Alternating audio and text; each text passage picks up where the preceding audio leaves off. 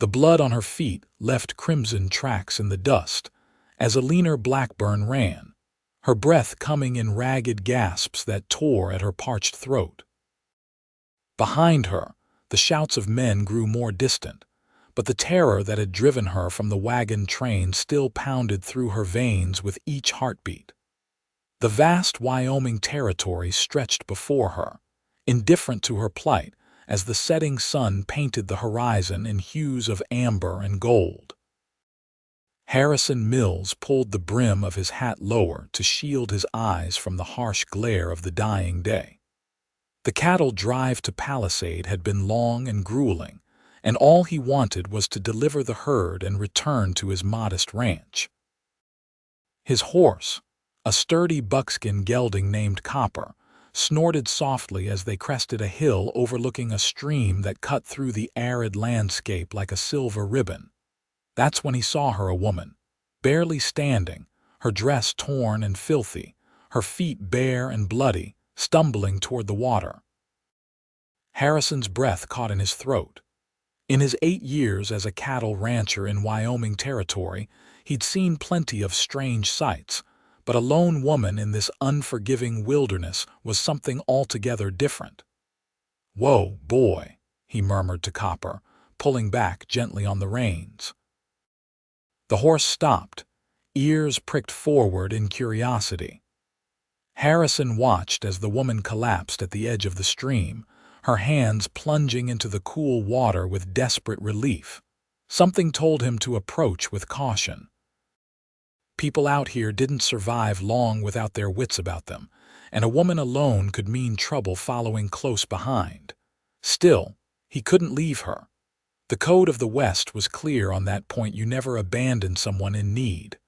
"Madam," he called out, keeping his voice steady and unthreatening as he guided Copper down the slope. "Madam, are you in need of assistance?" The woman's head snapped up, her eyes wide with fear.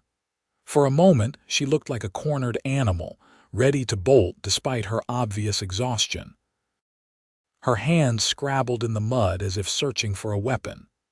"I mean you no harm," Harrison said, raising his empty hands to show he posed no threat. "My name is Harrison Mills. I've got a camp set up not far from here. Food, medicine for those feet of yours." Eleanor Blackburn stared at the stranger atop his horse. Her mind screamed at her to run, but her body had no strength left. The sun glinted off his badge, a deputy star. Law, safety, maybe. "They'll be looking for me," she managed, her voice barely above a whisper. Harrison dismounted slowly, keeping his movements deliberate. "Who's looking for you?" "The men from the wagon train, Thornton and his brothers." She shuddered visibly at the names. They killed my father when he caught them stealing from the other families. They were going to." Her voice broke. Harrison nodded, understanding without needing to hear the words. "You're safe now, Miss Blackburn, Eleanor Blackburn." She tried to stand but swayed dangerously. In 3 long strides, Harrison was at her side, steadying her with a gentle hand on her arm. "Easy now. Those feet need tending, and you look like you haven't eaten in days." Eleanor wanted to pull away to maintain the distance that might keep her safe, but the strength and kindness in his weathered face made her hesitate. "Why would you help me? You don't know me." Harrison's eyes, the color of a summer sky, met hers. "Out here, Miss Blackburn, we help folks in need. It's as simple as that." He gestured to his horse. "Can you ride?" She nodded uncertainly. Yes, but I don't know where to go. My father and I were heading to Palisade." He had plans to open a mercantile there. A small smile tugged at Harrison's lips. "Then it's fate. I'm driving cattle to Palisade. It's still a good 4 days' ride, but I can get you there. And these men, what if they come looking?" Harrison's hand moved to the revolver at his hip in a gesture so natural it was almost unconscious. "I'm a deputy marshal as well as a rancher, Miss Blackburn. Anyone comes looking for you with ill intent, they'll answer to me and the law." For the first time in 3 days, Eleanor felt a glimmer of hope. She allowed Harrison to help her to his horse, wincing as he lifted her onto Copper's back. Her feet, cut and swollen from her desperate flight through rocky terrain, throbbed painfully. "We'll get those cleaned up at camp," Harrison promised, seeing her discomfort. He took the reins and led Copper back toward his cattle drive, walking alongside rather than riding behind her. "My men are just over that ridge with the herd. We've got supplies, and my cook makes a stew that might not be fancy, but it'll put strength back in your bones." Eleanor gripped the saddle horn, the leather warm beneath her fingers. She was putting her trust in a handsome stranger with kind eyes and a lawman's badge, but what choice did she have? The alternative was death in this vast, unforgiving land. "Thank you," she said softly. Harrison glanced up at her, his expression solemn. "No need for thanks, Miss Blackburn. Out here, we all walk the same trail eventually." The cattle camp was a bustling hive of activity when they arrived. 5 cowboys moved among the herd of longhorns, their voices carrying commands and the occasional colorful curse. A chuck wagon sat near a small fire, where a round-faced man with a gray beard stirred something in a large pot.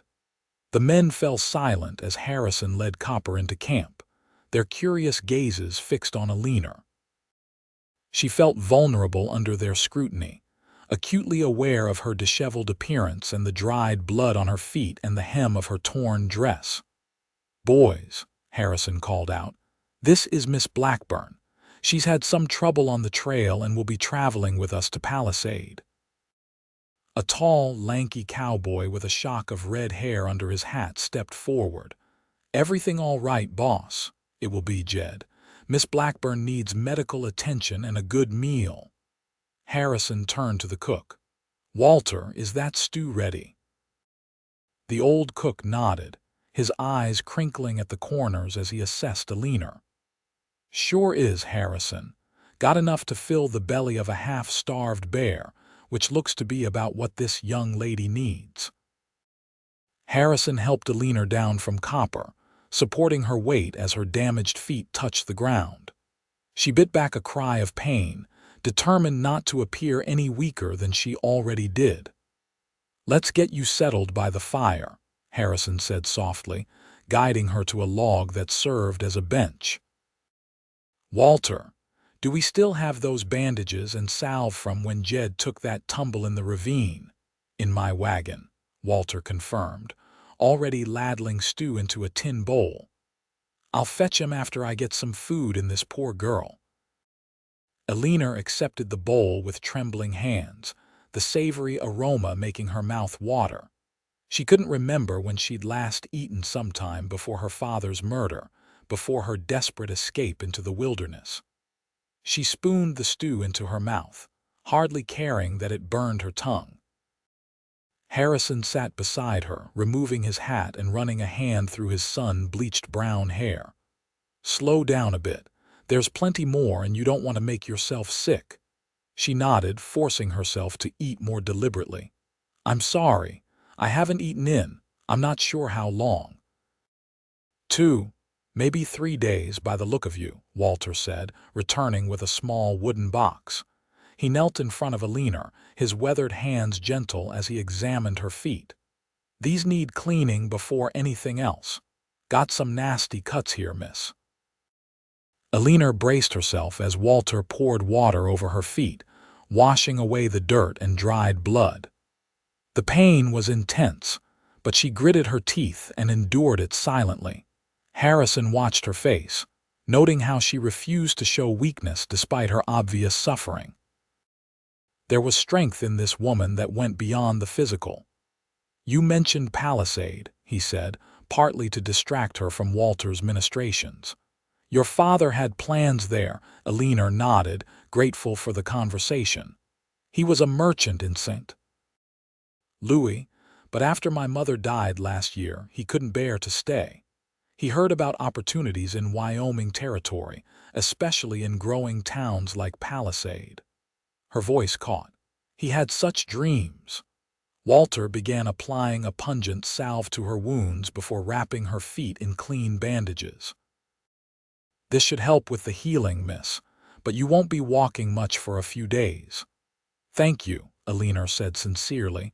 "Both of you. I don't know what would have happened if—" "No need to think on that," Harrison interrupted gently. "What matters is you're safe now. We'll get you to Palisade, and then we can figure out what comes next." As night fell over the camp, the cowboys settled in around the fire, sharing stories and the occasional swig from a flask.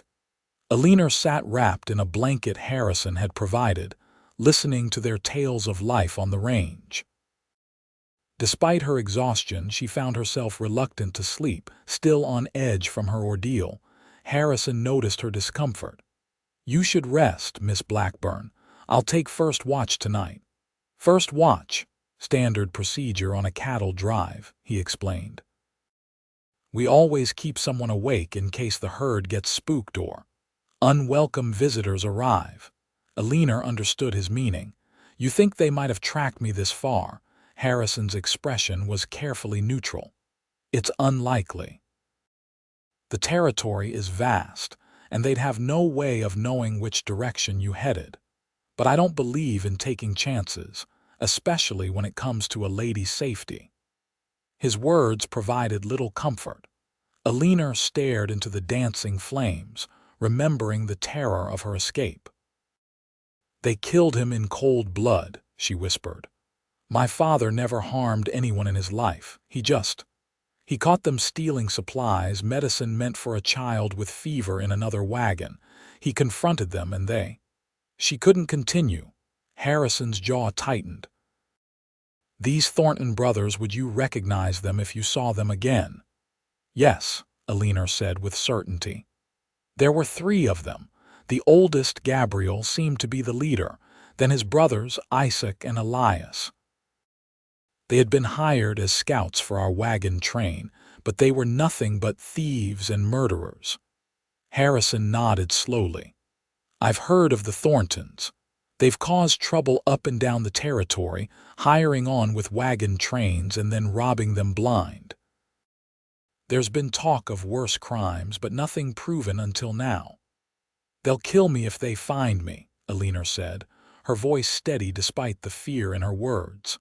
"I'm the only witness to what they did." "They won't find you," Harrison promised, his blue eyes reflecting the firelight. "And if by some chance they do, they'll have to go through me first." Eleanor studied his face, wondering at the conviction in his voice. "Why do you care so much what happens to me, Mr. Mills? I'm just a stranger you found by a stream." Harrison was quiet for a moment, as if considering his answer carefully.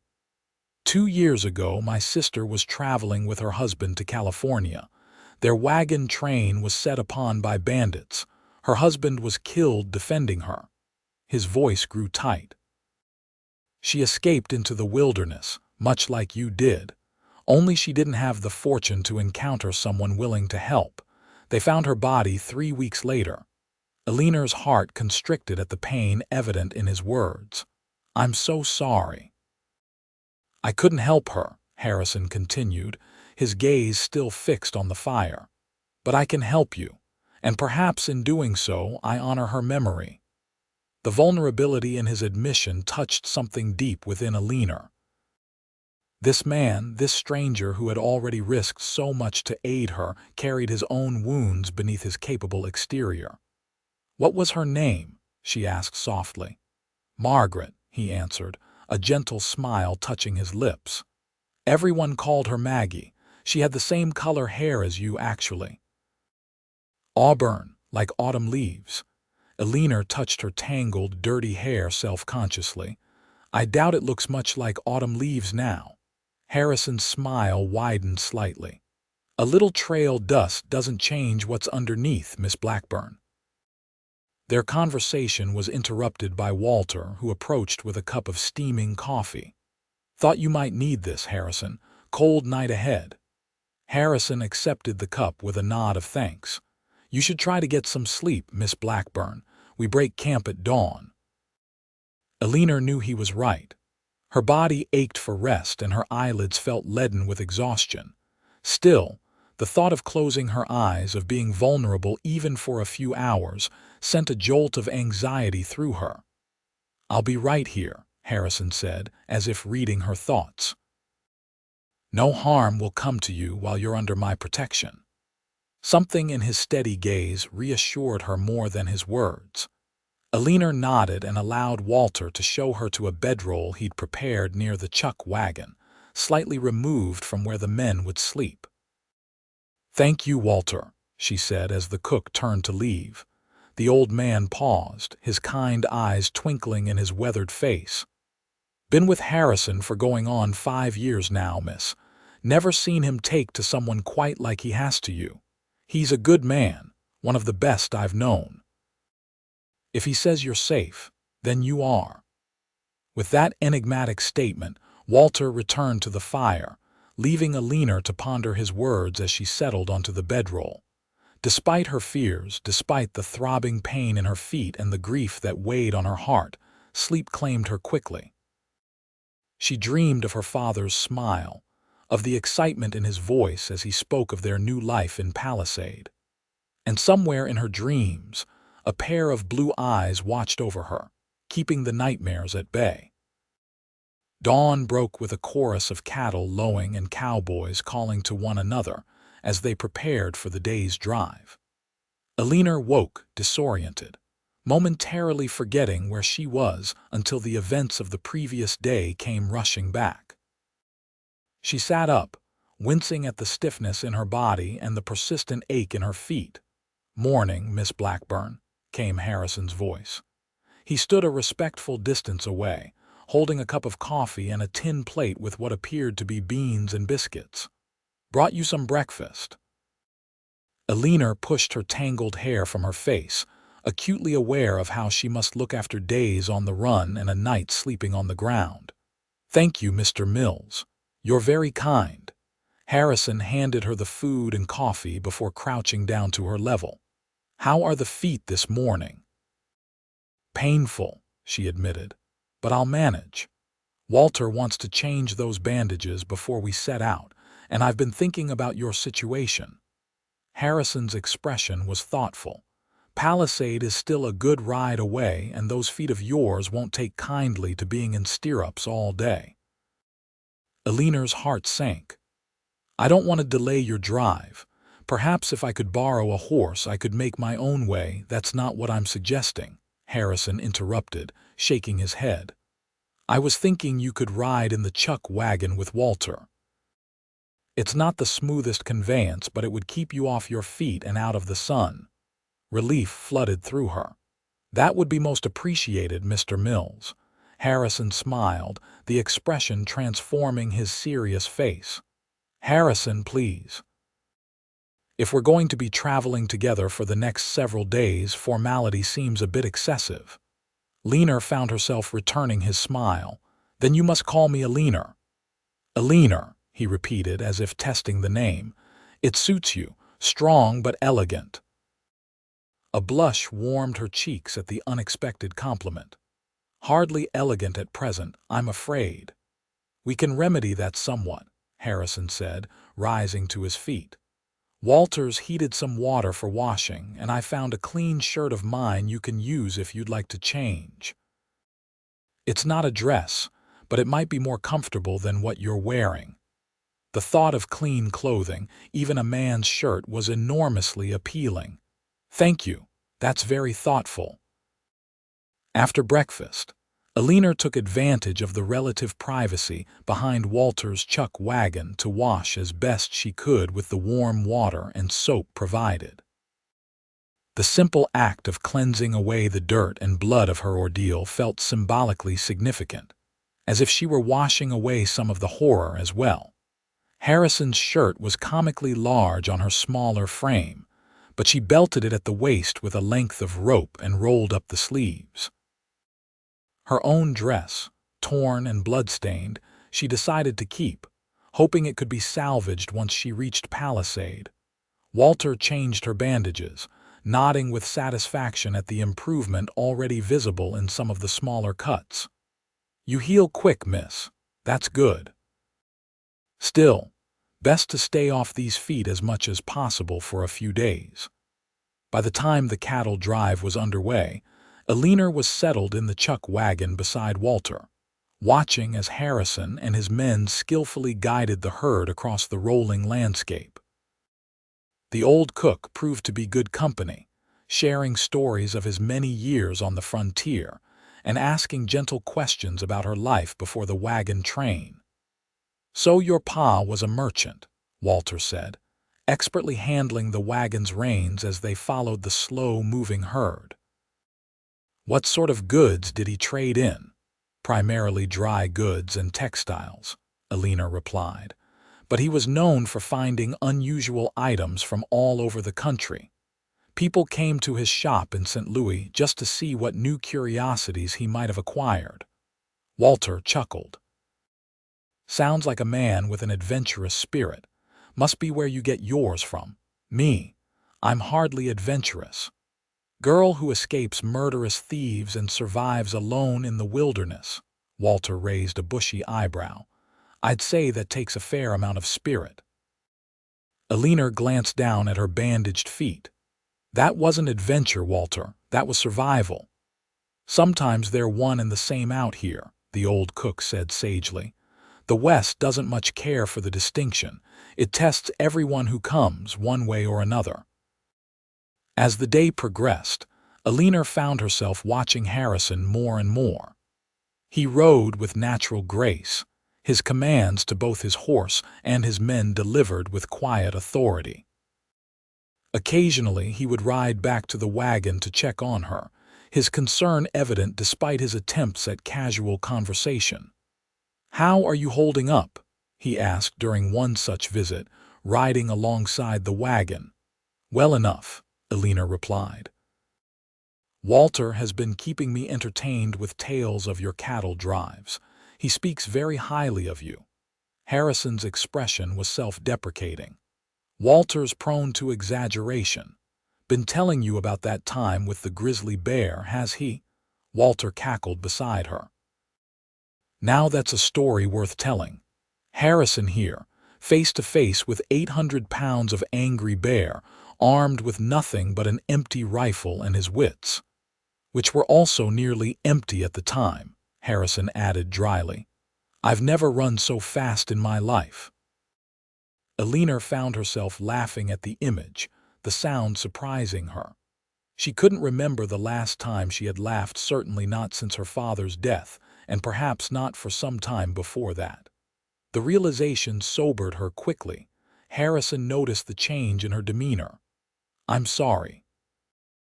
"I didn't mean to, no," Eleanor interrupted. "Please don't apologize. It's just strange to find moments of lightness amid so much darkness." Harrison's blue eyes held hers. "Those moments are what keep the darkness at bay, Eleanor. Don't shy away from them when they come." There was wisdom in his words and a depth of understanding that spoke of personal experience with grief. Eleanor nodded slowly. "I'll try to remember that." As the sun began its descent toward the horizon, Harrison called for the drive to halt near a small creek that provided both water for the cattle and a natural boundary to help contain them for the night. The cowboys efficiently set about making camp, while Walter prepared the evening meal. Eleanor insisted on helping despite her injured feet, sitting near the fire and peeling potatoes while Walter added various ingredients to his stew pot. "You're good with a knife," Walter observed as she worked. "My mother taught me to cook," Eleanor explained. She believed a woman should know how to manage a household regardless of her station in life. Walter nodded approvingly. "Wise woman, your ma. Too many folks these days think certain work is beneath them. Out here, everyone contributes what they can." As the camp settled in for the evening meal, Harrison joined Eleanor by the fire, his plate balanced on his knee as he sat beside her on a fallen log. "Walter tells me you've been helping with dinner," he said. "You didn't have to do that." "I wanted to," Eleanor replied. It felt good to be useful after being such a burden. Harrison frowned. You're not a burden, Eleanor, far from it. I've disrupted your drive, required special accommodations. You've survived something terrible with courage and dignity, Harrison interrupted firmly. And your company has been a welcome change from this rough bunch of cowboys. Why, I haven't heard Walter talk so much in years. From across the fire, Walter snorted. Don't you go blaming your excessive chatter on me, Harrison Mills. You've been talking the poor girl's ear off all day. The other cowboys laughed, and Eleanor found herself smiling at the easy camaraderie among the men. There was a sense of family in their interactions, a bond forged through shared experiences and mutual respect. As the evening wore on and the men began to turn in for the night, Harrison remained by Eleanor's side. The fire had burned low, casting a warm glow over the camp. "May I ask you something personal?" Eleanor ventured. Harrison nodded. "Of course." "How did you come to be both a rancher and a deputy marshal? They seem like demanding occupations on their own." Harrison poked at the fire with a stick, sending sparks dancing into the night sky. "It wasn't my original plan. After the war between the states, I came west looking for a fresh start, like so many others. Worked as a ranch hand for a few years, saved enough to buy a small spread of my own." "You fought in the war?" Eleanor asked, realizing how little she knew about this man who had saved her life. "Union cavalry," Harrison confirmed. "Not something I care to dwell on much these days." Eleanor understood his reticence. The war had left scars on the nation that were still healing, and the men who had fought carried their own private wounds. "As for the marshal's badge," Harrison continued, "that came later. Palisade was growing, but law was still catch as catch can. The territorial marshal needed deputies who knew the land, men the locals would respect. I'd helped track down some rustlers who'd been plaguing the area, and he offered me the position. So you enforce the law while also running your ranch." Eleanor was impressed by his dedication.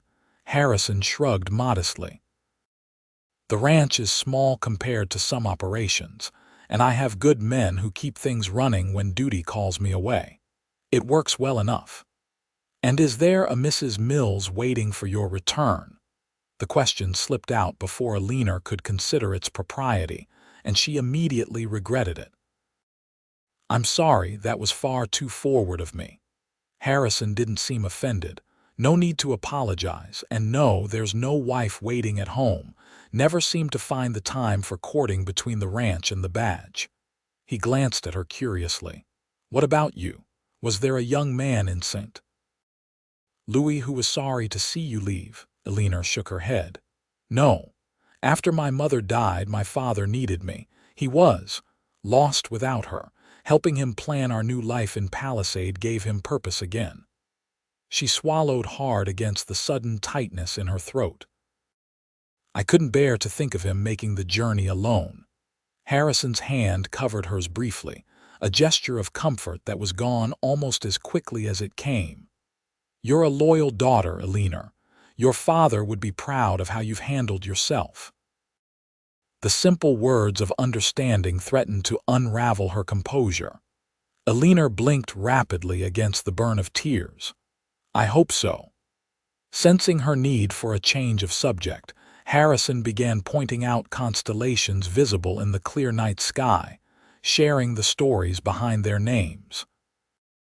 His deep voice was soothing, and Eleanor found herself relaxing despite the unfamiliar surroundings and the lingering anxiety of her situation. When Walter called from his bedroll that some folks needed sleep, even if certain deputy marshals planned to talk until dawn, Harrison helped Eleanor to her feet with a rueful smile. "Walter's right. We have an early start tomorrow." He walked her to her bedroll, maintaining a respectful distance. "Sleep well, Eleanor. And you, Harrison." As she settled in for the night, Eleanor reflected on the strange turn her life had taken. A week ago, she had been traveling with her father, full of hope for their new beginning. Now he was gone, and she was alone in the world, dependent on the kindness of a man she barely knew. Yet something about Harrison Mills inspired trust. Perhaps it was his quiet competence, or the compassion that showed in his interactions not just with her but with his men. Whatever it was, Eleanor found herself grateful that fate had placed him in her path. The next 3 days fell into a rhythm as the cattle drive continued toward Palisade. Eleanor's feet began to heal, the bandages growing smaller as Walter pronounced himself satisfied with her progress. She spent most days in the chuck wagon, but occasionally Harrison would help her onto Copper for short rides alongside him, giving her a respite from the wagon's jolting motion. During these rides, they talked of everything and nothing, their childhoods, their dreams for the future, books they had read and places they hoped to see. Harrison spoke of his small ranch outside Palisade with obvious pride, describing the house he had built with his own hands and the plans he had to expand his herd. "It's not much compared to some of the big spreads," he admitted, "but it's mine, free and clear. There's good water year-round and enough grazing land to support twice the cattle I have now." "It sounds wonderful," Eleanor said sincerely. "To build something from nothing, that's the dream that brings people west, isn't it?" Harrison nodded. "That and leaving the past behind. The West gives a person room to become who they truly are, without the weight of what came before." Eleanor wondered what weight Harrison carried from his past, beyond the loss of his sister, and whatever he had witnessed during the war. There was a depth to him, a quiet intensity that suggested experiences beyond his 30-some years. On the evening of the 4th day, Harrison announced that they would reach Palisade by midday tomorrow. The news brought mixed emotions for Eleanor. While she was eager to reach the safety and comfort of a town, she had grown accustomed to the companionship of Harrison and his men. What would become of her once they arrived? Her father's plans had died with him, along with most of their money and possessions. As if sensing her thoughts, Harrison joined her by the fire after dinner, his expression thoughtful. "I've been considering your situation," he said without preamble. Eleanor steeled herself. "I'm aware that I'll need to make my own way once we reach Palisade." "Perhaps there's work to be found. That's not what I was going to suggest," Harrison interrupted gently. "I've been thinking about your father's plans for a mercantile. It's something Palisade needs desperately. The general store we have now is adequate for basics, but nothing like what you've described your father running in St. Louis." Eleanor frowned in confusion. "But I don't have the capital to start such a venture. Most of our savings were lost with the wagon." "I have some money set aside," Harrison said. "Not a fortune, but enough to secure a building and initial inventory. With your knowledge of the business and my investment, we could make it work." Eleanor stared at him, stunned by the proposal. "You would do that, for a stranger?" Harrison's blue eyes were steady on hers. "You're hardly a stranger anymore, Eleanor, and I believe in you. I've heard you talk about your father's business with such understanding and passion. You know what it takes to make a mercantile successful. But why would you take such a risk?" "Because it's a sound investment in Palisade's future, and because—" He hesitated, then continued with quiet determination. "Because I've come to care for you, Eleanor, more than I should, perhaps, given the circumstances." The admission hung in the air between them, unexpected, and yet somehow not surprising at all.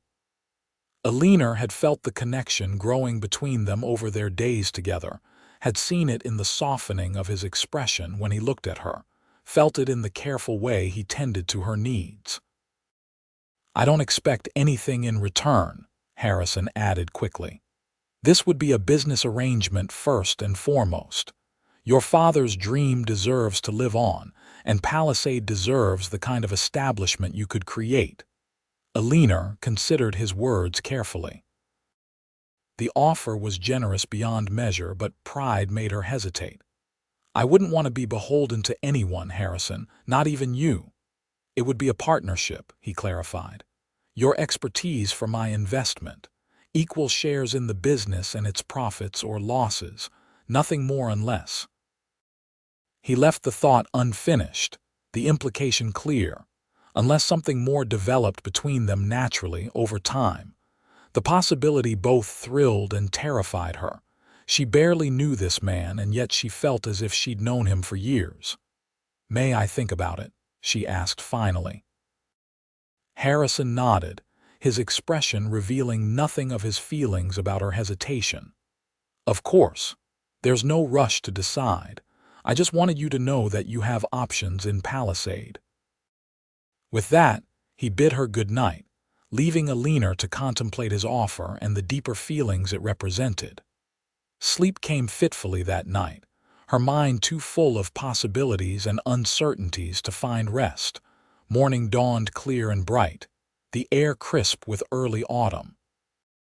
As the camp stirred to life for the final push to Palisade, Eleanor found herself helping Walter pack up his cooking equipment with a strange mixture of anticipation and melancholy. "Going to miss having a helper," Walter commented as they worked. "These cowboys are about as useful in a kitchen as a rattlesnake at a church picnic." Eleanor smiled at the colorful comparison. "I've enjoyed our time together, Walter. Thank you for all your kindness." The old cook waved off her gratitude. "Been a pleasure, Miss Eleanor. And if I might be so bold, I hope we'll be seeing more of you around Harrison's place in the future." Before Eleanor could respond to the not-so-subtle hint, a shout from the edge of camp drew their attention. One of the cowboys, a young man named Tommy, was galloping toward them, his expression urgent. "Riders coming, boss," he called to Harrison, who was saddling Copper nearby. 3 men moving fast. Harrison's head snapped up, his hand instinctively moving to the revolver at his hip. "From which direction?" "East, along the creek," Tommy reported. "Looked like they were tracking something.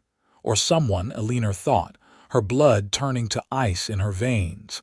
East, the direction from which she had fled before encountering Harrison. Could it be the Thorntons? Harrison was at her side in an instant, his expression grim. "Get in the wagon," he instructed quietly. "Stay low and out of sight until we know who they are." Eleanor nodded, her throat too dry for words. Harrison helped her into the back of the chuck wagon, where she crouched among sacks of flour and beans, her heart hammering against her ribs. Through a small gap in the wagon's canvas covering, she watched as Harrison conferred with his men, positioning them strategically around the camp. The casual atmosphere of moments before had vanished, replaced by tense vigilance as they awaited the approaching riders. Minutes later, 3 horsemen appeared at the edge of the camp. Even from her limited vantage point, Eleanor recognized them immediately. Gabriel Thornton in the lead, his broad-brimmed hat pulled low over his cruel eyes, followed by his brothers Isaac and Elias. The sight of them sent a wave of nausea through her as memories of her father's murder flooded back. "Morning, gentlemen," she heard Harrison call, his voice deceptively casual. "Something we can help you with." Gabriel Thornton reined in his horse, surveying the camp with calculating eyes. "Maybe. Name's Thornton. My brothers and I are looking for someone who might have passed this way." "A young woman traveling alone." "That's so." Harrison's tone revealed nothing. "What business would you have with a lone woman?" Gabriel's smile didn't reach his eyes. "Family business. She's our cousin, ran off after a disagreement. Family's worried sick about her." The bold lie infuriated Eleanor even as fear kept her motionless in her hiding place. "Haven't seen any woman on the trail," Harrison replied evenly. Just my men and the cattle, heading to market in Palisade. Gabriel exchanged glances with his brothers, clearly skeptical. Mind if we have a look around your camp? She might have passed through without you noticing. I mind, Harrison said, his hand resting casually near his revolver. We're breaking camp and moving out. Don't have time for you to poke through our belongings on a wild goose chase. The atmosphere grew tense as Gabriel assessed Harrison and the cowboys now surrounding him, each man's hand near a weapon. After a long moment, Gabriel nodded slowly.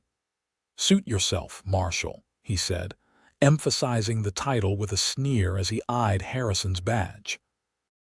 "If you do happen across a young woman with auburn hair, name of Eleanor Blackburn, we'd be mighty obliged if you'd let her know her family's looking for her.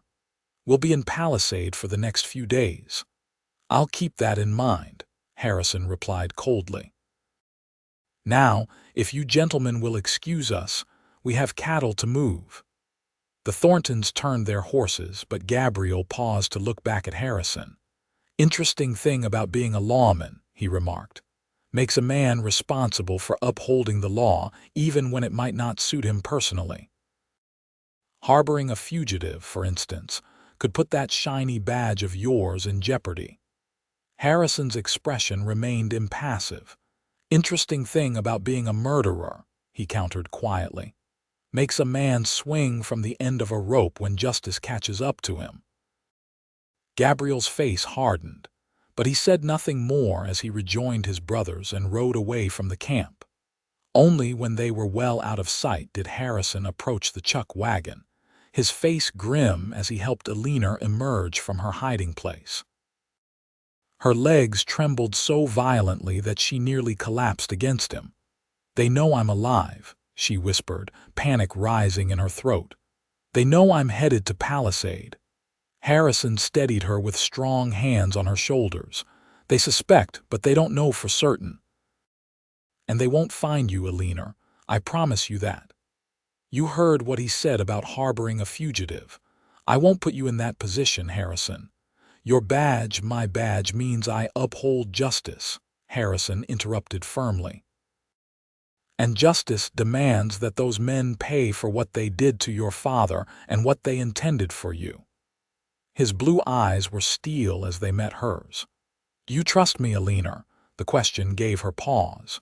Did she trust this man she had known for less than a week? This man who had saved her, tended her wounds, offered her a future when all seemed lost. "Yes," she said finally. "I trust you." Harrison nodded, some of the tension leaving his shoulders. "Good. Then here's what we're going to do." The plan was simple but risky. Rather than entering Palisade as a group where the Thorntons might be watching for them, Harrison would take Eleanor directly to his ranch, while Walter and the men delivered the cattle to market. Once she was safely settled at his home, Harrison would return to town in his capacity as deputy marshal and confront the Thorntons with the charges against them. "You want to arrest them, just like that?" Eleanor asked incredulously as they rode double on Copper, having separated from the main group an hour earlier. "They'll deny everything. It will be your word against theirs." "Not quite," Harrison replied, his voice reassuring against her ear as they followed a narrow trail through pine-covered hills. "You're forgetting that I'm not just a deputy. I have connections with the territorial marshal's office. The Thorntons have been suspected in similar incidents across Wyoming and Colorado. Your testimony could be the key to finally bringing them to justice." "But until then, I'm essentially hiding," Eleanor pointed out. "Staying safe," Harrison corrected. "There's a difference." He pointed ahead to where the trees thinned, revealing a valley below. "There it is, Mills Ranch." Eleanor's breath caught at the sight. The small ranch was nestled against the base of a hill, protected from the worst of the weather by the natural windbreak. A modest but well-built log house stood near a barn and corral, with several outbuildings scattered nearby. A creek wound through the property, and cattle grazed in the distance on green pastures. "It's beautiful," she said sincerely. Harrison's voice held pride as he guided Copper down the slope toward his home. "It's taken 8 years to build it to this point. Still have plans for expansion, but it's coming along." As they approached the house, a large black and white dog came bounding to meet them, barking enthusiastically. Harrison dismounted and helped Eleanor down, keeping a supportive arm around her waist as her feet touched the ground. "That's Scout," Harrison said as the dog circled them excitedly. "Don't worry, he's friendly, just happy to see someone home." The dog sniffed Eleanor curiously before apparently deciding she was acceptable, pressing against her legs in a demand for attention. She scratched behind his ears, finding comfort in the simple, genuine affection of the animal. Harrison led her to the house, Scout following at their heels. The interior was surprisingly comfortable for a bachelor's dwelling. The main room served as both kitchen and living area, with a sturdy table, several chairs, and a stone fireplace. Bookshelves lined one wall, filled with volumes that spoke of Harrison's wider interests beyond ranching. "It's not fancy," he apologized, "but it's comfortable. The bedroom's through there." He nodded toward a door at the back of the room. "You can rest there. I've got a cot I use when injured animals need tending in the barn. I'll be fine on that." "Harrison, I can't take your bed," Eleanor protested. "You can and you will," he insisted gently. "You're still recovering and I won't hear of you sleeping anywhere else." His expression softened. "Make yourself at home. There's food in the pantry and I'll get a fire going before I head into town." The thought of him leaving so soon sent a spike of anxiety through her. "Must you go immediately? The Thorntons will be watching for you." "Let them watch," Harrison said grimly. "I need to speak with Sheriff Connolly about what's happened. The sooner we move against the Thorntons, the better for everyone." He paused, studying her face. "Will you be all right here alone for a few hours? Scout will stay with you and none of the Thorntons know about this place." Eleanor squared her shoulders, determined not to appear as frightened as she felt. "I'll be fine. Please be careful, Harrison." His expression softened, and for a moment, Eleanor thought he might take her in his arms. Instead, he nodded and began building a fire in the hearth. "I won't be gone long. Try to rest. You're safe here, Eleanor." After Harrison departed, Eleanor explored the house more thoroughly, finding comfort in the simple domestic tasks of building up the fire and preparing a small meal from the supplies in Harrison's well-stocked pantry. Scout remained by her side, his presence reassuring as afternoon stretched into evening. She examined the books on Harrison's shelves, surprised by the variety volumes of poetry and philosophy, alongside practical guides to animal husbandry and farming techniques. This was a man of deeper intellect than his rugged exterior might suggest. As dusk fell, Eleanor grew increasingly anxious. Harrison had been gone for hours, far longer than the ride to Palisade should have taken. Had something gone wrong? Were the Thorntons more dangerous than even he had anticipated? She was contemplating the unthinkable setting out for town herself, despite her injured feet and unfamiliarity with the area when Scout suddenly raised his head. Ears perked toward the door. A moment later, Eleanor heard the sound of hoofbeats approaching. Relief flooded through her, followed immediately by caution. Was it Harrison returning or someone else? She retreated to the bedroom, taking Harrison's rifle from where it hung on the wall. Her father had taught her to shoot years ago, insisting that a woman alone should know how to defend herself. She checked that the weapon was loaded, then positioned herself where she could see the door while remaining partially concealed. Scout's enthusiastic barking signaled that whoever approached was familiar, and moments later, the door opened to reveal Harrison. The tension drained from Eleanor's body at the sight of him, and she lowered the rifle. Harrison raised an eyebrow at the weapon in her hands. "Planning to shoot me, Miss Blackburn?" "Only if you were someone else," she replied, returning the rifle to its place on the wall. "You were gone so long. I was worried." Harrison's expression grew serious as he removed his hat and coat. "It took longer than I expected to convince Sheriff Connolly of the situation. The Thorntons have friends in Palisade, or at least people afraid enough of them to vouch for their character." Eleanor's heart sank. "Then they won't be arrested?" "Not yet," Harrison admitted, warming his hands by the fire. "But I sent telegrams to the territorial marshal and to authorities in Colorado where similar crimes have occurred. It will take time to build the case against them properly." "And in the meantime, they remain free to harm others," Eleanor said bitterly. Harrison turned to face her, his expression determined. "They're being watched. Connolly may not be ready to arrest them without more evidence, but he's agreed to keep an eye on them while they're in town." He gestured to the table where Eleanor had set out a simple meal.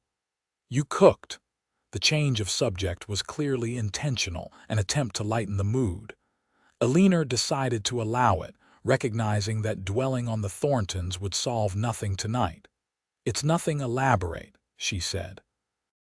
"Just beans and biscuits from what I found in your pantry. I hope you don't mind." "Mind? It's been months since I came home to a hot meal I didn't have to prepare myself." Harrison's smile was warm as he sat at the table. "Thank you, Eleanor." They ate together, Harrison sharing news from town and updates on his men and the cattle. The normality of the conversation soothed Eleanor's frayed nerves, and by the time they finished eating, she felt some of her anxiety ebb away. "I spoke with Josiah Barnes while I was in town," Harrison said as they cleared the dishes. "He owns the building that used to house Frederick's dry goods before old man Fredericks retired last spring. It's been sitting empty since then." Eleanor paused in her task. "The mercantile location?" Harrison nodded. "It's a good building in a prime spot on Main Street. Barnes is willing to lease it to us at a fair price if we're still interested in that partnership we discussed." The casual way he referenced their potential business arrangement made Eleanor wonder if he remembered the more personal implications that had accompanied his offer. "You still want to pursue that, even with the complications of my situation?" Harrison leaned against the counter, his blue eyes intent on hers. "The Thorntons won't be a problem forever, Eleanor. Justice may move slowly out here, but it does move. And when it's resolved, you'll need something to build your future on." He paused. "Unless you've changed your mind about staying in Palisade." The question held more than simple curiosity. Eleanor could hear the undercurrent of concern, perhaps even fear, that she might choose to return east once the danger had passed. "No," she said softly. "I haven't changed my mind. My father believed in Palisade's future. I'd like to honor that belief by making my home here." She met his gaze steadily. "And your offer of a partnership is more generous than I deserve." "It's not about deserving," Harrison replied. "It's about what's right for both of us, for Palisade too." He stepped closer, close enough that Eleanor could feel the warmth radiating from him in the cool evening air. "I meant what I said before, Eleanor. I care for you. More than I should, perhaps, given how briefly we've known each other. But there it is." Eleanor's heart quickened at his words and the intensity behind them. "I care for you too, Harrison. These past days, you've been more than just my rescuer. You've become someone important to me." Harrison reached out slowly, giving her time to retreat if she wished, and tucked a strand of hair behind her ear. The simple gesture sent a shiver through her that had nothing to do with the evening chill. "I don't want to rush you," he said quietly. "You've been through a terrible ordeal, and you need time to heal in more ways than one. But I want you to know that when you're ready, if you're ever ready, I'll be here." The tenderness in his voice nearly undid her. Eleanor had lost everything: her father, their possessions, the future they had planned together. Yet standing here with Harrison, she felt the first real stirrings of hope that something new and beautiful might grow from the ashes of that loss. "Thank you," she whispered, covering his hand with her own where it rested against her cheek. "For everything." Harrison's smile was gentle. "Get some rest, Eleanor. Tomorrow we can ride into town together and look at that building if you feel up to it." "The Thorntons won't bother us," Harrison assured her. "Not in broad daylight with the sheriff watching. Besides, they don't know for certain that you're with me. It would be good for you to see Palisade, to start thinking about the future rather than dwelling on the past." Eleanor nodded, recognizing the wisdom in his suggestion. "All right. Tomorrow, then." That night, as she lay in Harrison's bed, surrounded by the scent of him on the pillows and blankets, Eleanor felt a curious sense of peace despite the uncertainties that still faced her. Whatever came next, she wouldn't face it alone. Palisade exceeded Eleanor's expectations. Though small compared to St. Louis, the town was thriving, with a main street lined with businesses and a steady stream of residents going about their daily affairs. Harrison pointed out the key establishments as they rode down the street: the bank, the hotel, the sheriff's office, and finally, the empty storefront that had once been Frederick's Dry Goods. "What do you think?" he asked as they dismounted in front of the two-story building. "The shop is on the ground floor, with living quarters above." Eleanor studied the structure with a merchant's eye. Large display windows faced the street, currently covered with paper from the inside. The location was ideal, situated near the center of town where foot traffic would be heaviest. "It has potential," she admitted, excitement beginning to build despite her attempts to remain practical. "Would we be able to see inside?" Harrison produced a key with a smile. "Barnes gave me this when we spoke yesterday. Shall we?" The interior was dusty but spacious, with solid shelving along the walls and a sturdy counter at the back. Eleanor moved through the room, mentally arranging displays and calculating how much inventory could be comfortably accommodated. "The storeroom is through here," Harrison said, leading her to a door behind the counter. "And upstairs." The living quarters consisted of a sitting room, a small kitchen, and two bedrooms, modest but comfortable, and far more spacious than Eleanor had expected. "This is more than I could have hoped for," she said, running a hand along the windowsill in what would be the main bedroom. "With some cleaning and a few personal touches, it could be quite lovely." Harrison watched her from the doorway, pleasure evident in his expression. "So you approve of our potential business location?" "Very much so," Eleanor confirmed. "Though I still have concerns about the financial arrangement. I have so little to contribute initially." "Your knowledge and experience are worth more than money," Harrison assured her. "I've never run a mercantile. Without your expertise, my investment would likely fail, no matter how good the location." Eleanor was about to respond when a commotion in the street below drew their attention. Moving to the window, she saw a crowd gathering outside the sheriff's office across the way. Harrison joined her, his expression darkening as he recognized the central figures in the disturbance. "The Thorntons," he muttered. "Stay here. I'll see what's happening." "Harrison, please, Eleanor. They haven't seen you. Let's keep it that way for now." His tone brooked no argument as he headed for the stairs. Through the window, Eleanor watched as Harrison crossed the street to join the growing crowd. The Thornton brothers stood on the boardwalk in front of the sheriff's office, Gabriel gesturing angrily at a tall, gray-haired man who could only be Sheriff Connolly. Even from this distance, Eleanor could tell the confrontation was heated. Her instinct was to join Harrison, to face her father's murderers openly, but she recognized the wisdom in remaining hidden. Instead, She cracked the window slightly to better hear what was being said. "Questioning our character based on hearsay and gossip," Gabriel Thornton was saying, his voice carrying clearly in the still morning air. "We've done nothing wrong, and yet you're treating us like common criminals." "No one's treating you like criminals, Thornton," Sheriff Connolly replied evenly. "I'm just asking about your business in Palisade."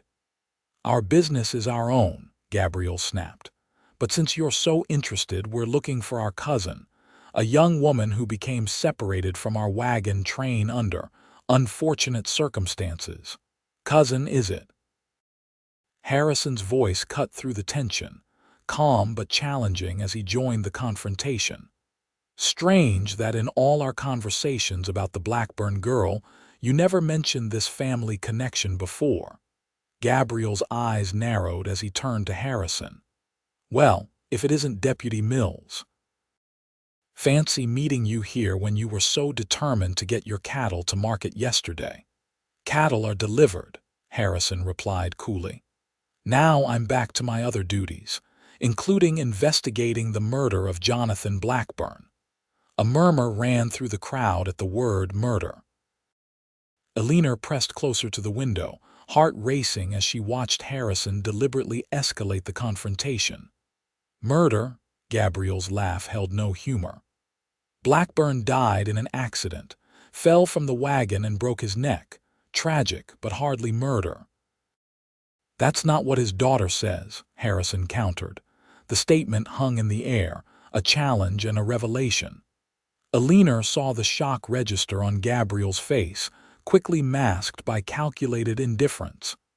"His daughter was distraught, hysterical," Gabriel said dismissively. "Ran off before we could properly care for her. That's why we're looking for her, to ensure her safety and tell her how sorry we are for her loss." "How noble of you," Harrison's voice dripped with sarcasm. "And I suppose if we find her, she'll confirm your version of events." "If she's in her right mind, yes," Gabriel insisted. "Grief does strange things to people, Marshal, makes them see things that didn't happen." Sheriff Connolly cleared his throat. "Perhaps we should continue this discussion inside my office." "I think we're done discussing," Gabriel said coldly.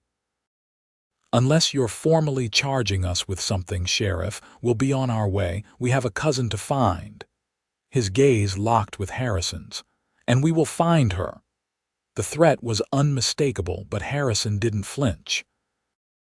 "I'd be careful about making what sounds like threats in front of the sheriff and half the town, Thornton. Doesn't help your case." Gabriel sneered but said nothing more as he and his brothers pushed through the crowd and headed toward the saloon at the end of the street. Only when they were well out of earshot did the tension in Harrison's posture ease slightly. Eleanor watched as he conferred briefly with Sheriff Connolly before crossing the street and returning to the building. She met him at the top of the stairs, her expression troubled.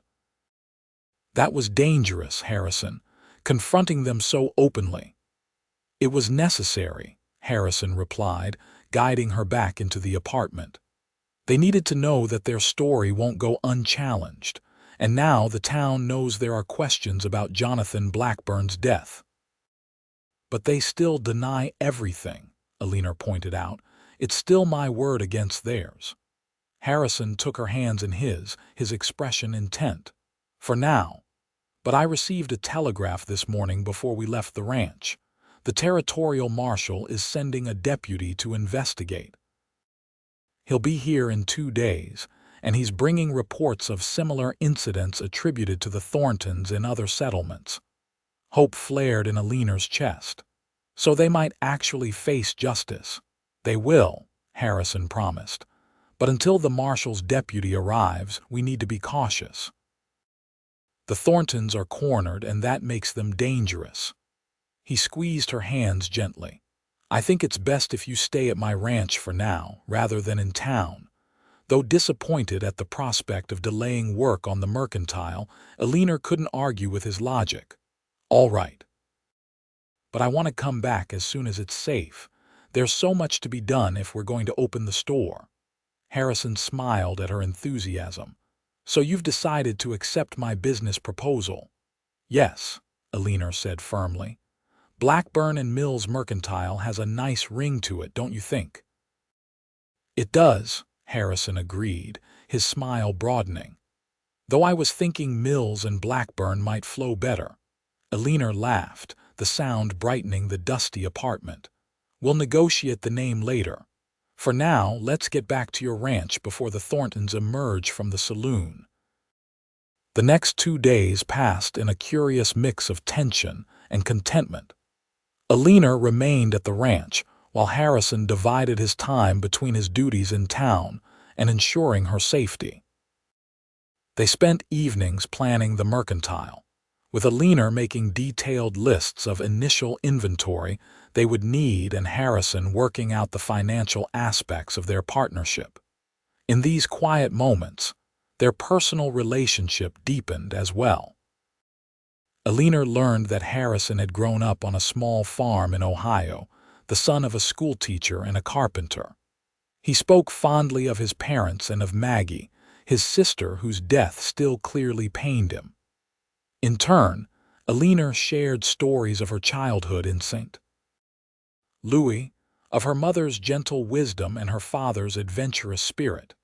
"He would have liked you," Eleanor said softly as they sat on the porch one evening, watching the sunset paint the distant mountains in gold and crimson. "My father, I mean. He always said character mattered more than circumstances."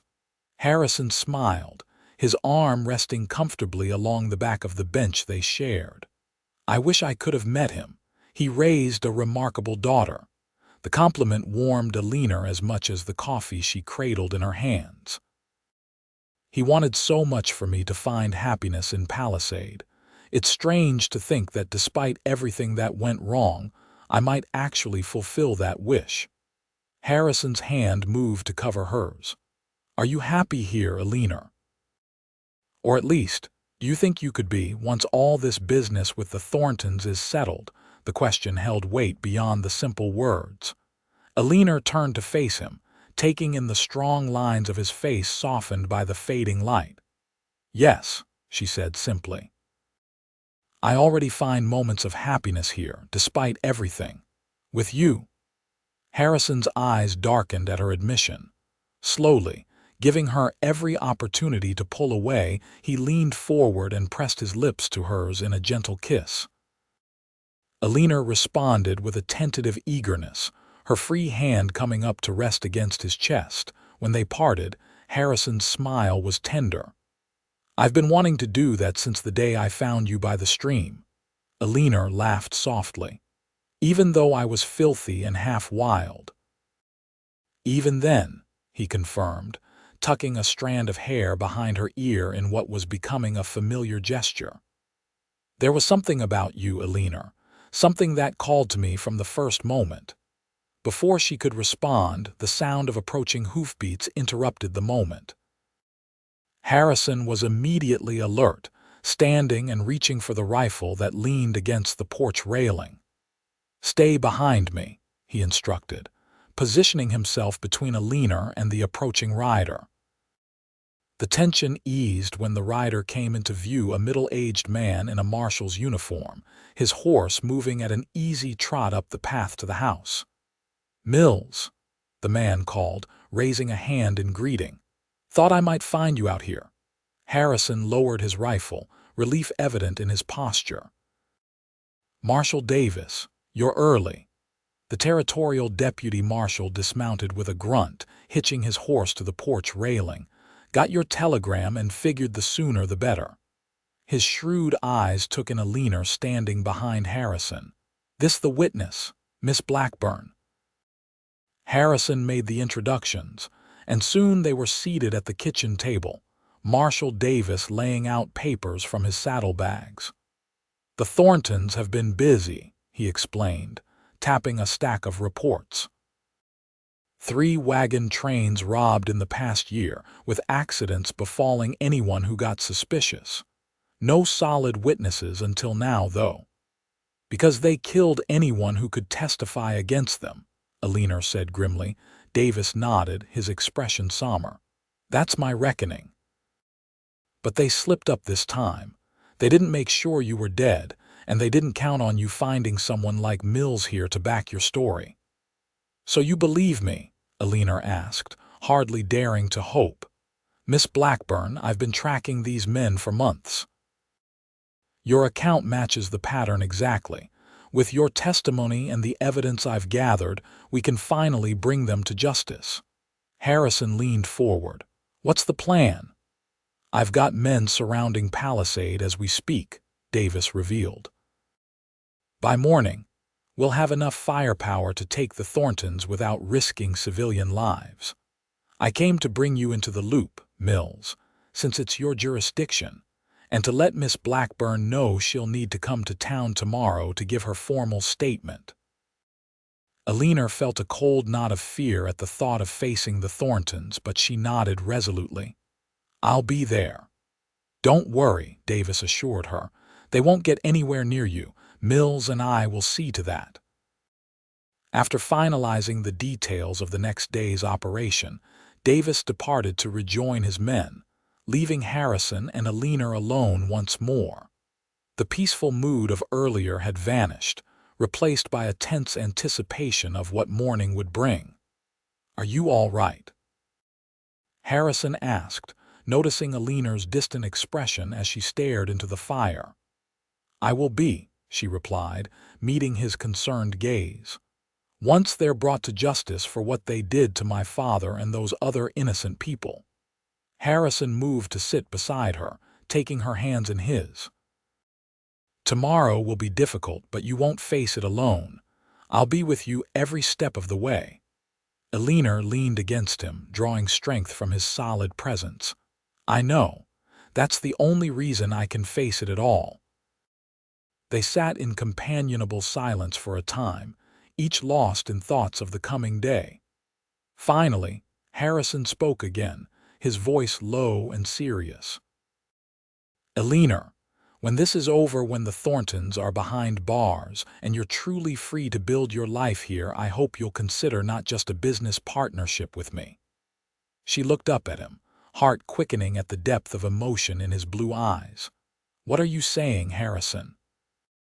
I'm saying that I love you, he answered simply.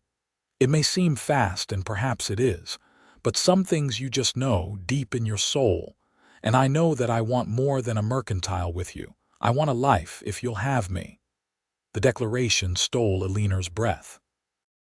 In the midst of danger and uncertainty, Harrison Mills was offering her a future brighter than any she could have imagined when she fled the wagon train, barefoot and terrified. I love you too, she whispered, the words feeling right and true as they left her lips. And yes, Harrison, when this is over, I want that life with you. His kiss was tender but filled with promise, a seal on words that would shape their future together, whatever challenges tomorrow might bring. Dawn broke clear and cold over Palisade as Harrison and Eleanor rode into town. The streets were unusually quiet, with only a few early risers visible as they made their way to the sheriff's office. Marshal Davis met them at the door, his expression grave. Problem, he said without preamble. The Thorntons checked out of the hotel last night. No one's seen them since. Harrison's hand instinctively moved to Eleanor's back, steadying her as she absorbed this news. They ran. Davis shook his head. I don't think so. My men have been watching all the roads out of town. No sign of them leaving. His gaze shifted to Eleanor. I think they're planning something. Like what? Eleanor asked, fighting to keep her voice steady. I don't know, Davis admitted, but I don't like it. Mills, I want you to take Miss Blackburn somewhere secure while we search the town. Harrison nodded, already guiding Eleanor back toward the door. The mercantile. We have the keys, and no one would expect us to go there. They moved quickly through the back streets, avoiding the main thoroughfare where they might be easily spotted. The mercantile building was silent and undisturbed when they arrived, Harrison checking each room carefully before allowing Eleanor inside. "We'll wait here," he said, positioning himself near a window where he could observe the street. "Davis knows where to find us once they've located the Thorntons." Eleanor paced the empty store, too tense to sit still. "What if they've left town by some route your men aren't watching? They could be miles away by now." "They haven't," Harrison said with certainty. Gabriel Thornton's pride wouldn't let him run. He'd see it as admitting guilt. "Then, where are they?" Eleanor asked, frustration edging her voice. The answer came in the form of a creak from the floor above the living quarters they had explored days earlier. Harrison's gun was in his hand instantly, his expression turning to stone. "They're here," he whispered, moving silently toward the stairs. "They must have been watching when we inspected the building. Stay behind me, Eleanor." Heart pounding, Eleanor followed Harrison's lead, keeping close as they ascended the stairs with excruciating slowness to avoid any noise that might alert the intruders to their awareness. At the top of the stairs, Harrison signaled for her to wait while he checked the landing. The sound came again, a footfall, unmistakable this time, from the main bedroom. Harrison moved with the fluid grace of a mountain lion, positioning himself to see into the room without exposing himself to danger. Eleanor held her breath, every muscle tense as she waited for what would happen next. "Marshal Mills," came Gabriel Thornton's voice, smooth and dangerous. "Why don't you join us? Bring Miss Blackburn with you. We have some unfinished business to discuss." Harrison's jaw tightened, but he kept his voice level as he responded. "The only business you have, Thornton, is with the territorial court. Marshal Davis and his men are searching for you right now." A cold laugh echoed from the bedroom. "Let them search. By the time they find us, this will all be over and you'll both have met with unfortunate accidents." Such a shame the deputy and his lady friend, caught in a terrible fire that destroyed the old mercantile. Eleanor's blood ran cold at the implication. They planned to kill them and burn the building to cover the evidence. Harrison seemed to reach the same conclusion. "Fire won't hide murder, Thornton. Davis already has enough evidence to hang you and your brothers for what you did to Jonathan Blackburn and the others. Evidence is only useful if there's someone alive to present it," Gabriel replied coolly. "Now, I'm growing tired of this conversation. Either come in here or we'll come out there. Your choice, Marshal." Harrison turned to Eleanor, his expression resolute. "When I go in, you run down the stairs and into the street. Get to Davis." "I won't leave you," Eleanor protested in a fierce whisper. "You have to," Harrison insisted. "It's the only way." His words were cut short by the crash of a door being kicked open, not from the bedroom where Gabriel's voice had come from, but from behind them. Eleanor whirled to see Elias Thornton emerging from the second bedroom, gun drawn. "Drop it, Marshal," he ordered, aiming directly at Eleanor's head. "Or the lady dies first." Harrison froze, his expression murderous as he slowly lowered his weapon to the floor. Gabriel and Isaac emerged from the main bedroom, Gabriel wearing a triumphant smile. "Wise decision," Gabriel said, gesturing with his own gun for them to move into the main room of the apartment. "Now, let's discuss how this ends." "There's only one way this ends," Harrison replied coldly. "You can't kill us both and expect to get away with it." "The whole town knows we're looking for you." Gabriel shrugged. "Perhaps, but by the time anyone figures out what happened, we'll be long gone. And with the only witness to our so-called crimes eliminated, there won't be much of a case left." Eleanor's mind raced, searching desperately for a way out of this deadly trap. Through the window, she could see people moving on the street below, unaware of the drama unfolding in the apartment above the old mercantile. "You won't get away with this," she said, drawing Gabriel's attention. "My father kept a journal. He documented everything, including his suspicions about you before you killed him. I hid it before I escaped." It was a lie, a desperate gambit, but Eleanor delivered it with such conviction that uncertainty flickered across Gabriel's face. "You're bluffing," he said, but his voice held a note of doubt. "Am I? Where do you think Marshal Davis got his information?" Eleanor pressed her advantage, sensing his hesitation. "The journal details every theft, every accident you arranged. It's already in safe hands." The distraction worked momentarily, Gabriel's attention fully on her as he tried to determine if she was telling the truth. In that instant, Harrison moved, driving his shoulder into Isaac Thornton and sending them both crashing into Gabriel. "Run!" Harrison shouted to Eleanor as the men tumbled to the floor in a tangle of limbs and curses.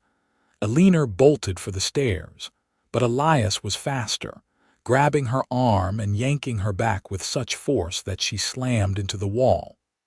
Stars exploded in her vision as her head struck the hard surface. Through the haze of pain, she saw Harrison fighting both Gabriel and Isaac, holding his own through sheer determination despite being outnumbered.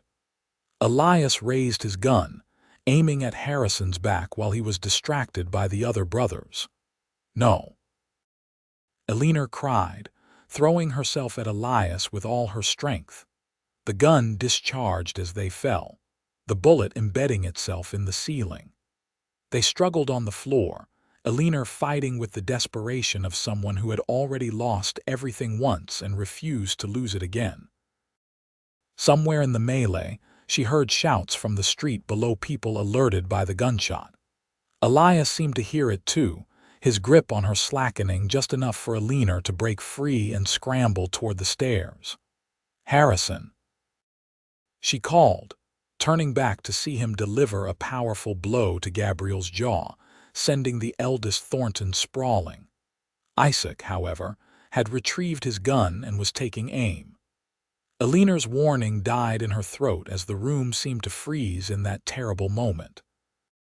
The window shattered inward, glass spraying across the room as a shot rang out from the street below. Isaac Thornton staggered, his gun falling from suddenly nerveless fingers as he clutched at his shoulder. "Mills," came Marshal Davis's voice from outside. "We've got the building surrounded." "Thorntons, throw down your weapons." Gabriel, bleeding from a cut above his eye, glared at Harrison with pure hatred. "This isn't over, Marshal."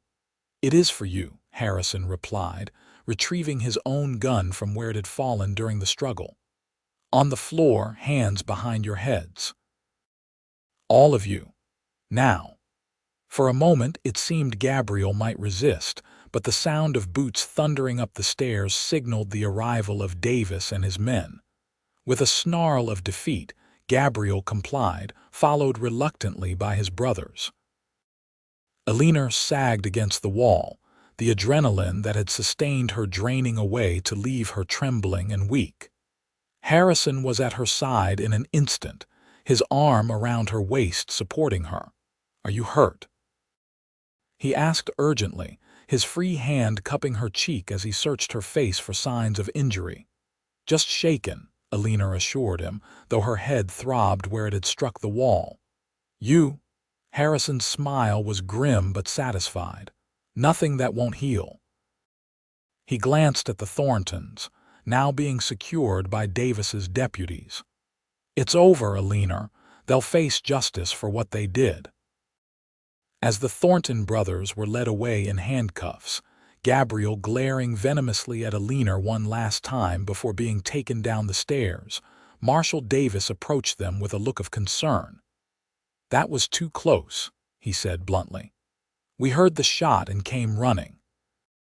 If Jenkins hadn't had a clear sight line through that window." He let the implication hang in the air. "But he did," Harrison said firmly, his arm tightening around Eleanor. "And it's finished now." Davis nodded. "We'll need your formal statements, but that can wait until tomorrow. You both look like you could use some rest." His weathered face softened slightly. "You did good, Miss Blackburn. Your father would be proud."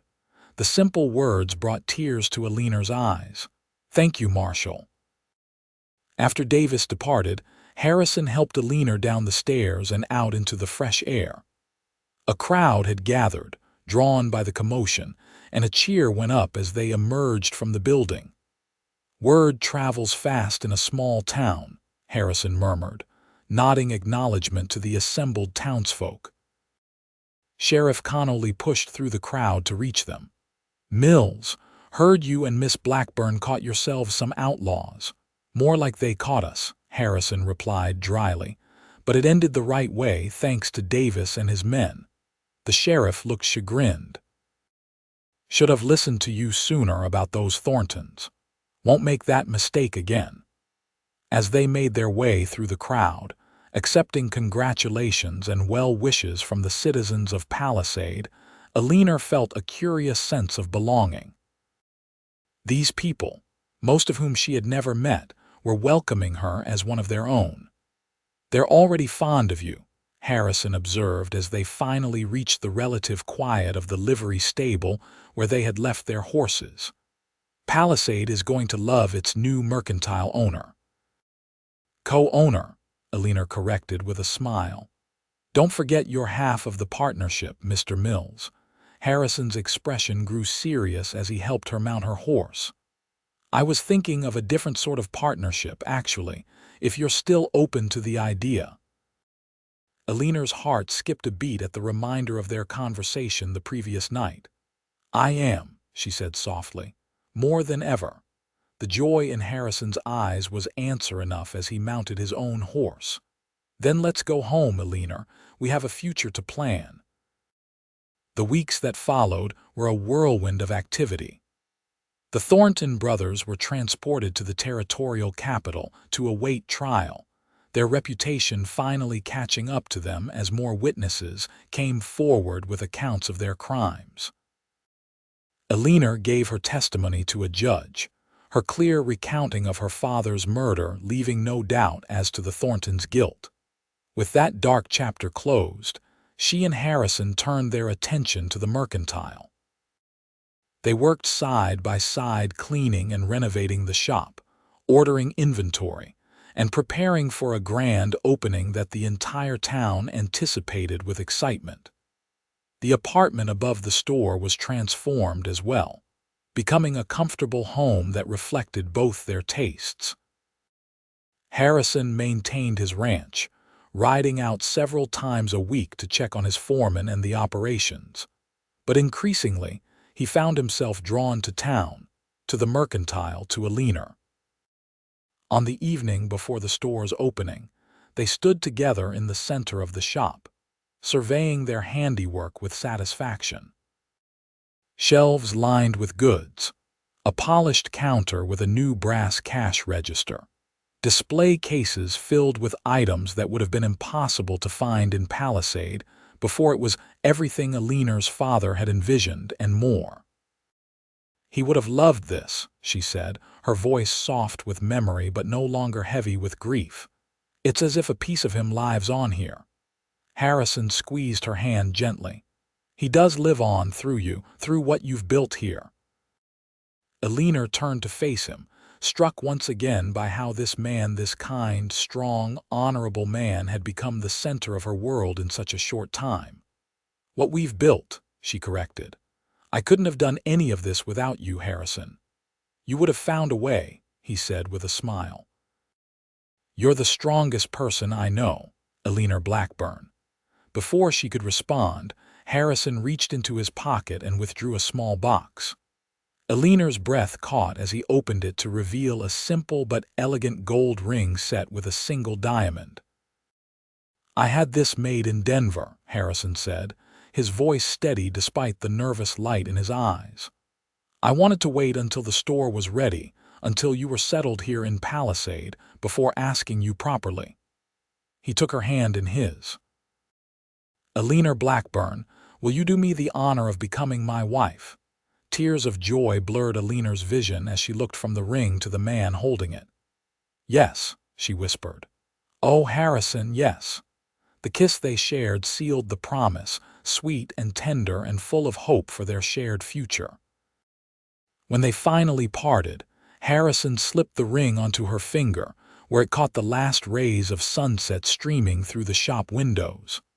"It's perfect," Eleanor said, admiring the way the diamonds sparkled in the golden light. Harrison's arms encircled her waist, drawing her close again. "Not as perfect as you," he murmured against her hair. "When I found you by that stream, barefoot and bruised, I never imagined how completely you would change my life." Eleanor leaned into his embrace, remembering that desperate day that now seemed so long ago. "I was so afraid," she admitted. "I thought I'd lost everything." "And I gained everything," Harrison said, his voice thick with emotion. "You know what I told Walter that first night after you'd fallen asleep by the fire? I said, that girl doesn't know it yet, but she walks beside me now. I think I already knew, even then, that we were meant to find each other." The simple poetry of his words touched Eleanor deeply. From tragedy had come this unexpected blessing, a love that had healed her wounds, both physical and emotional, a partnership that promised a future brighter than she could have imagined in her darkest moments. "I love you, Harrison Mills," she said, reaching up to touch his face. "And I will walk beside you gladly, for all the days of our life together." Their wedding took place on a crisp autumn day, 3 months after the mercantile's successful opening. The entire town turned out for the celebration, the small church overflowing with well-wishers as Eleanor walked down the aisle to where Harrison waited, his blue eyes shining with love and pride. Marshal Davis returned for the occasion, standing as Harrison's best man, and raising the first toast at the reception held in the town square. Walter, now splitting his time between the ranch and helping at the mercantile, had prepared a feast that would be talked about in Palisade for years to come. As twilight fell and lanterns were lit around the square, Harrison led Eleanor in their first dance as husband and wife, the townsfolk watching with approval as the deputy marshal and the mercantile owner began their life together. "Happy," Harrison whispered as they swayed to the music.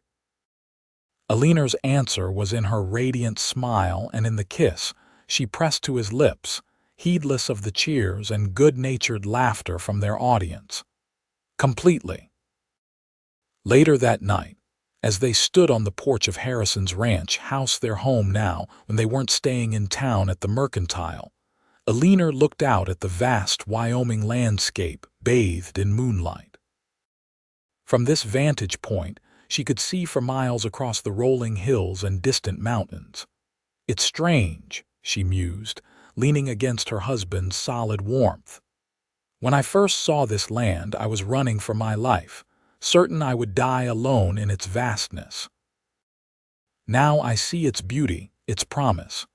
Harrison's arms tightened around her. "That's the thing about the West. It can be harsh and unforgiving, but it rewards those with the courage to face its challenges." He pressed a kiss to her temple. "Just like a certain auburn-haired woman I found by a stream not so long ago." Eleanor turned in his embrace to face him, her heart full to bursting with love for this man who had saved her in more ways than one. "I'm not barefoot or bruised anymore," she said with a smile, "but I'm still walking beside you." "And you always will," Harrison promised, sealing the words with a kiss that spoke of their shared past, their joyful present, and the boundless future that stretched before them, as vast and full of promise as the western horizon. In the years that followed, Blackburn and Mills Mercantile became a cornerstone of Palisade's growing prosperity. Eleanor's flair for business and Harrison's connections throughout the territory created an establishment that drew customers from miles around, offering goods that would otherwise require a journey to Denver or beyond. They divided their time between the apartment above the store and the ranch outside town, gradually expanding both ventures as their success continued. Harrison maintained his deputy marshal's badge, though as Palisade grew more settled, his duties became less demanding, allowing him to focus more on the mercantile and the ranch. 2 years after their wedding, their family expanded with the birth of their son, Jonathan Harrison Mills, named for the grandfather he would never know. Eleanor found motherhood to be yet another unexpected joy in a life that had transformed from tragedy to blessing. Harrison proved to be a devoted father, often carrying little John with him around the store or the ranch, showing him the world he would someday inherit. When their daughter, Margaret Rose, arrived 3 years later, their happiness felt complete. The family of 4 created a life rich in love and purpose, respected and admired throughout Palisade and beyond. On the 5th anniversary of the day Harrison had found Eleanor by the stream, they stood together on the porch of their ranch house, watching their children play in the yard with Scout's puppies, while the setting sun painted the Wyoming sky in brilliant hues of orange and gold.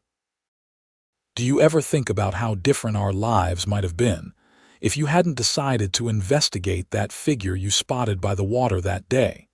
Eleanor asked, her head resting comfortably on her husband's shoulder. Harrison's arm tightened around her waist. I believe we would have found each other somehow, he said with quiet conviction. Some things are meant to be, no matter what path you take to get there. Eleanor smiled, thinking of all they had built together, their business, their home, their family. From the darkest moment of her life had come a journey she could never have foreseen, walking beside a man whose love had healed her wounded heart and given her a future filled with joy. I think you're right, she said, turning to meet his gaze. The love she saw reflected there was as steady and true as it had been on that first day, a beacon that had guided her from despair to happiness. Some things are simply meant to be. As the first stars appeared in the deepening twilight, Harrison bent to kiss his wife, a gentle reaffirmation of the bond that had formed between them on a dusty trail in the wilderness, where a barefoot, bruised woman had found not just rescue, but a love that would sustain her all the days of her life.